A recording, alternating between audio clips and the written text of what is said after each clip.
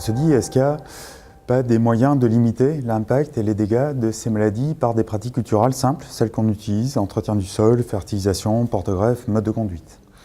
Donc pour répondre à ces questions, on a valorisé tous les essais qu'on a, puisqu'on a beaucoup de dispositifs expérimentaux, où sur un site on fait varier un facteur. Par exemple, on prend le même cépage, le même mode de conduite, le même type de sol, dans la même parcelle, le même âge, et on va comparer différents porte-greffes. Pareil pour des modes de conduite, pareil pour des fertilisations, de l'entretien du sol, etc.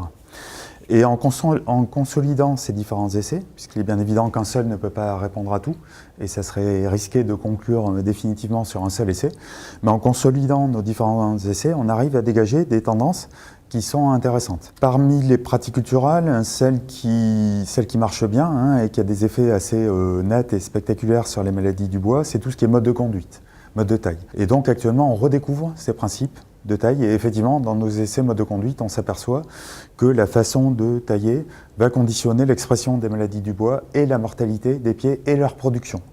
Donc là, il y a bien sûr des choses à faire, encore une fois, sachant qu'on est dans un contexte contraint, comme on dit, c'est-à-dire contraint au niveau main-d'œuvre, au niveau organisation du travail, et on ne fait pas ce qu'on veut avec ces pratiques-là.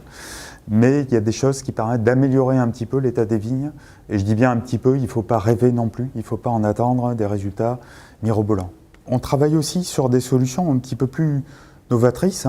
On a parlé d'entreplantation, on a parlé de renouvellement des parcelles, on travaille beaucoup sur le recépage. Et nous, on travaille sur des techniques qui, pour le coup, ne sont pas utilisées, ou très peu, par les viticulteurs, qui est un principe de recépage préventif. Comme je vous disais, la mortalité arrive à 20 ans. Donc on imagine des pratiques où à 15 ans, on recéperait, c'est-à-dire on coupe le tronc, qui commence à être rongé par les maladies du bois. On coupe le tronc avant que les maladies soient trop présentes dans le tronc. On reconstitue un tronc sain, tout en gardant l'avantage du système racinaire qui est en place, qui permet tout de suite à la jeune vigne de pomper toute l'eau qu'elle veut, etc. Donc on est en train de travailler ces différentes solutions, mais il est évident que si ça débouche, eh bien, il y aura effectivement des nouvelles pratiques à mettre en œuvre, enfin qu'on proposera aux viticulteurs, et pour ceux qui le veulent, il faudra se les approprier. Donc il y aura bien sûr des formations, et on peut imaginer déjà qu'il y aura des choses différentes qui se feront à l'avenir, en particulier sur la gestion du tronc et des bras, dont on voit bien que c'est là où les nécroses s'accumulent et tout le problème est là, et dans ces parties pérennes.